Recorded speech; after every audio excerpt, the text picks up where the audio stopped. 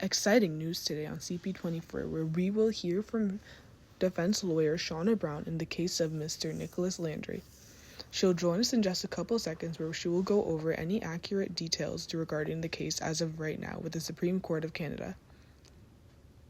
Good evening. Here's a clear update on what's going on in the Supreme Court of Canada involving the case of Nicholas Landry.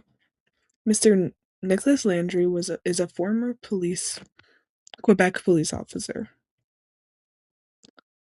who was convicted of fraud over $5,000 under Section 380, brackets 1 of the Criminal Code of Canada. The conviction stems from events that took place while he was on disability leave. During that time, he assisted in his ex-fiance's travel company, in which when he was being assessed by a practitioner, he downplayed the role in his company. Mr. Landry allegedly exaggerated his medical condition as well as that. The Crown argued that this misinterpretation was dishonest and created a real risk of financial prejudice to his employer. Even though no money was ultimately lost, prosecutors said that the law does not require an actual loss, only a real risk of loss. On that basis, Mr. Landry was convicted and sentenced to 6 months in jail, which we are appealing to. The grounds of appeal that we have right now would be that Mr. Nicholas Landry was not proven guilty beyond a reasonable doubt.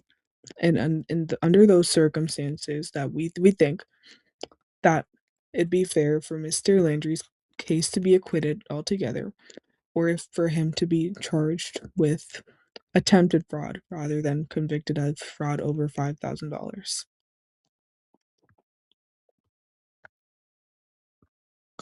The Quebec Court of Appeal rejected the argument and upheld the conviction of the sentence. The case moved to the Supreme Court of Canada, which we are in right now.